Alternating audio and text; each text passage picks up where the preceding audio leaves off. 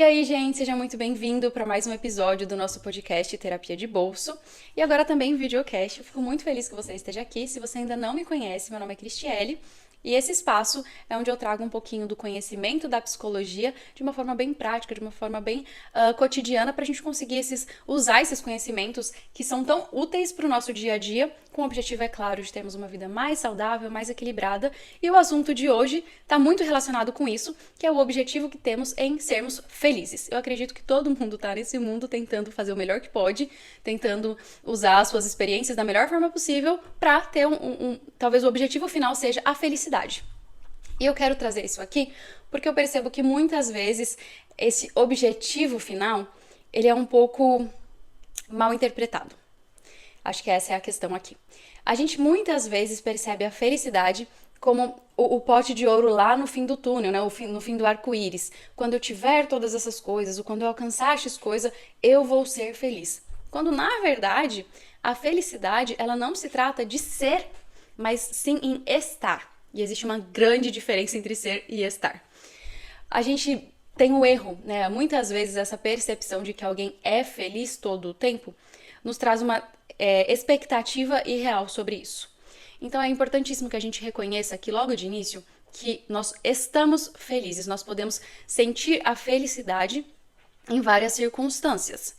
E que ninguém é feliz todo o tempo, isso não é uma permanência. Inclusive, algo muito importante pra gente reconhecer nisso tudo é que a gente só reconhece a felicidade, a gente só consegue desfrutar desse estado de felicidade porque a gente conhece o oposto dela. Porque a gente também conhece a tristeza, a raiva, a frustração. E aprender a lidar com essas ambiguidades é o que traz, né, o que seria uma pessoa bem equilibrada, uma pessoa saudável. Porque ela consegue reconhecer a felicidade e de alguma forma ela consegue lidar com esses sentimentos opostos de uma forma saudável e criar recursos para passar por esses sentimentos apesar dessas sensações. Então, alguém feliz, ela também fica triste. Ela também sente todas essas outras coisas. Porque a felicidade, como a gente colocou aqui já no começo, é um estado. E uma coisa não anula a outra. Ficar triste ou passar por essas circunstâncias aqui não tiram o mérito ou não tiram a vivência da felicidade. Muito pelo contrário, eles se somam. E aqui eu quero discutir com vocês, eu quero trazer para vocês alguns pontos que eu percebo que transformam muitas vezes esse objetivo muito distante, muito irreal. O primeiro deles, eu acredito realmente que seja essa ideia de que a felicidade é o objetivo lá no fim da vida. E sempre colocar isso como uma meta. E se você me acompanha aqui por algum tempo, você já entendeu que, na verdade, isso não é uma meta. Se você não sabe do que eu tô falando, volta a alguns episódios e lá eu ensino e falo um pouquinho como a gente realmente deveria olhar para esse assunto, como a gente criar essas metas. E se você entendeu isso, você já sabe que a felicidade não se encaixa naqueles termos. Então, por isso que eu tô usando aqui a ideia de um objetivo e não de uma meta em si. Mas quando a gente coloca esse objetivo muito pro fim da vida, é alguém que tá sempre vivendo ali no futuro. E muitas vezes abrindo mão de viver o presente, de desfrutar o estado felicidade no momento presente, por um objetivo que vai ser alcançado só muito tempo depois.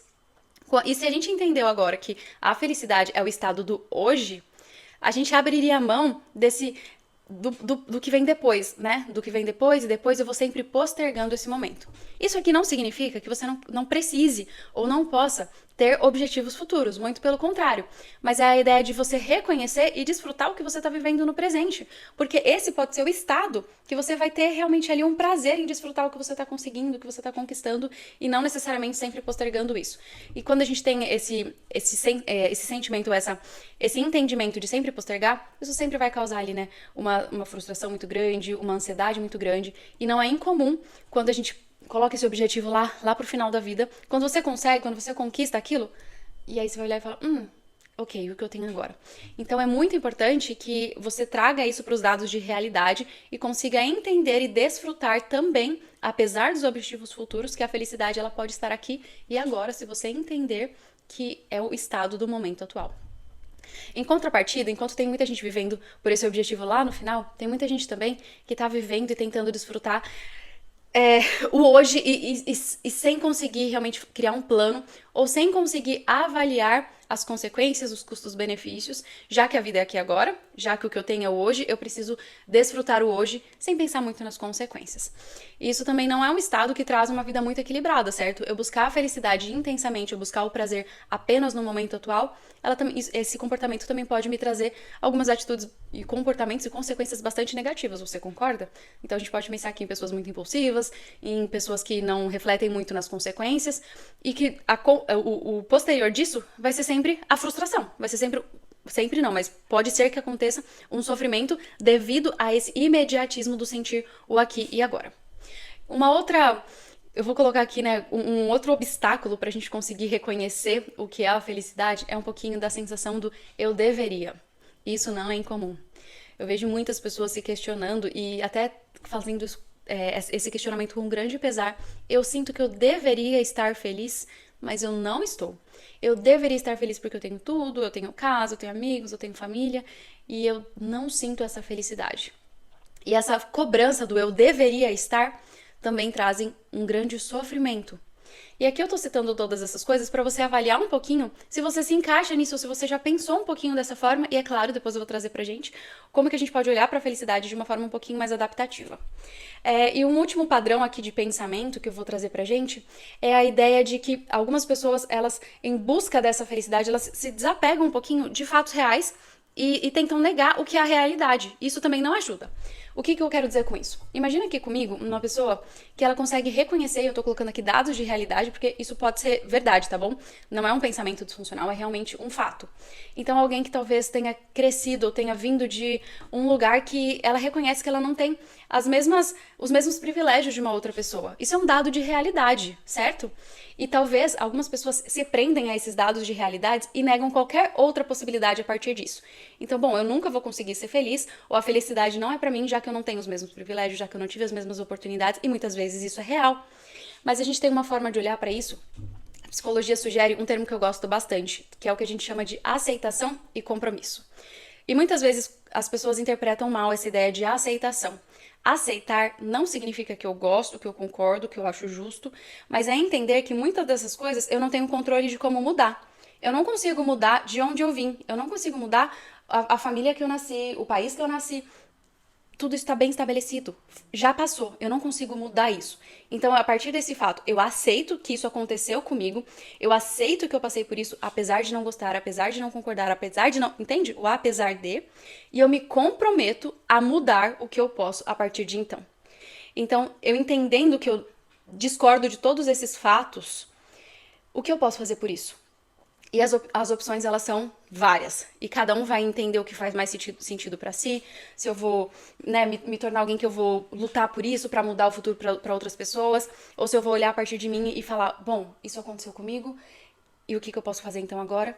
Mas é reconhecer esses fatos, aceitá-los e se comprometer a criar uma mudança, um movimento de mudança a partir disso. Então, eu tô trazendo essas formas e o que a gente chamaria aqui de erros cognitivos, né? Uma forma disfuncional de pensar, porque às vezes a gente fica preso a esses comportamentos e não percebe que eles estão nos colocando uma barreira pra gente desfrutar o que seria o prazer do que a gente tem hoje e em busca realmente do que seria conseguir uma vida mais equilibrada e mais feliz, que é o que a gente está trazendo aqui hoje.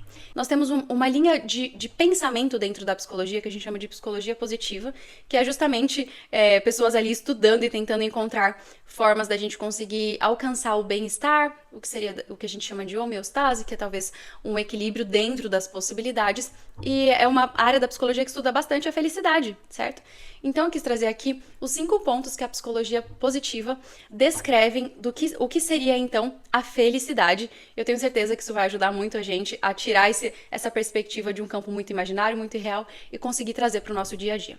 A primeira coisa que a psicologia positiva descreve pra gente é a vivência de sentimentos positivos. Gosto muito de pensar, então, que ela não está excluindo a existência de sentimentos desagradáveis, certo? Mas é a ideia da gente reforçar o máximo possível sentimentos positivos e essas vivências. Então é você olhar para sua vida e pensar, bom, quais são as coisas que me dão prazer? o que eu gosto? Quais são as coisas que me estimulam? Quais são as coisas que me dão esse estado, lembra, de felicidade? E quanto mais a gente consegue reconhecer isso, que envolve bastante autoconhecimento, a gente consegue replicar mais vezes. E no fim das contas, talvez a felicidade more muito mais aqui do que naquele objetivo final, né? O segundo ponto que eles apontam é o engajamento. E aqui está muito relacionado essa ideia das emoções positivas, mas é o se engajar nessas atividades que produzem mais prazer. E aqui tem um movimento muito intencional, né? As coisas, elas não acontecem por acaso. Então, a partir do momento que eu reconheço essas atividades, essas situações, eu me engajo propositalmente, intencionalmente, para que elas aconteçam com mais frequência, para que eu possa desfrutá-las. O terceiro ponto aqui seria a existência de relacionamentos positivos. E eu gosto muito de pensar, então, que nós não somos seres singulares, né? Nós somos muito plurais. Nós somos seres sociáveis. Então, se engajar, se manter em relacionamentos que te favorecem nisso, que criam essa percepção desse estado de felicidade, é essencial para a sua saúde mental, é essencial para você conseguir conquistar e desfrutar isso. Então, é muito, muito... assim, se a gente se desse conta, sabe, do quanto as pessoas que estão à nossa volta, do quanto as pessoas que a gente se relaciona influenciam no nosso estado, a gente seria muito mais criterioso com as nossas relações. E muitas vezes a gente deixa isso passar, o que é bastante prejudicial e bastante triste até. O quarto ponto seria o propósito de vida. Se você também já me acompanha aqui há um tempo, você com certeza já ouviu um episódio lá no comecinho que eu falo sobre esse tal de propósito. Não gosto de romantizar muito, não, e afirmo aqui pra você, o seu propósito de vida não precisa ser criar a paz mundial, não precisa ser extinguir a fome. Tudo isso é importante, mas se a gente trazer isso pra perto, sabe, pra aquilo que é palpável, pra aquilo que a gente realmente consegue conquistar, a gente vai perceber que o propósito de vida tá dentro das coisas pequenas. Então, talvez o seu propósito seja ser útil pras pessoas. Talvez o seu propósito seja fornecer uma vida saudável pros seus filhos. Talvez o seu propósito seja poder manter a sua família dentro dos padrões do que você sonhou. Isso pode ser o suficiente, sabe? A gente não precisa criar coisas muito mirabolantes, mas é muito importante que você entenda as suas razões de fazer o porquê você faz. E isso, como você pode ver, está aqui associado a esse estado de conseguir produzir e vivenciar a felicidade. E por último, o que seria o quinto ponto é o fator conquistas. Porque e eu vejo isso como uma somatória. Então, quando a gente consegue reconhecer todos esses outros 4 pontos anteriores, a conquista, o conseguir executar, o conseguir se perceber, o conseguir comemorar tudo isso, também favorece esse estado de felicidade. Com tudo isso, eu espero que você consiga pensar um pouquinho e falar, bom, como esses 5 pontos eles podem ser aplicáveis na minha vida? E aqui eu vou deixar uma nova forma de você se perguntar e de você pensar sobre isso. Ao invés de você ficar se questionando e colocando isso, nossa, será que eu sou feliz? O que seria ser feliz para mim? Eu vou sugerir uma nova pergunta para você. Você gosta da sua vida? Gosto de pensar dessa forma porque me parece uma visão até mais simples da gente olhar e falar, o que eu gosto aqui? E o que eu não gosto? E tá tudo bem eu ter coisas que eu não goste, desde que eu consiga equilibrar isso, trazer mais daquilo que me faz bem, trazer mais daquilo que me traz essa sensação de plenitude, de conforto, de prazer, e olhar pra mim e pensar, bom, se eu não gosto, por que eu não tô gostando? O que eu posso fazer pra gostar mais de mim, gostar mais das minhas vivências, gostar mais dos meus amigos, ser uma pessoa mais gostável, pra que eu possa ter relacionamentos mais saudáveis? É uma pergunta simples, é uma forma simples da gente olhar pra tudo isso, mas que no fim das contas vão ajudar a gente a construir esse estado de felicidade que todos nós queremos. Eu espero muito que esse episódio, que essa conversa aqui te traga alguns insights, te ajude a olhar de uma forma diferente para si mesmo, para sua vida, entendendo que esses sentimentos desconfortáveis eles vão estar presentes, mas que eles não anulam, que eles não impedem você de vivenciar momentos de prazer e felicidade. Espero te encontrar nos próximos episódios e até mais. Tchauzinho!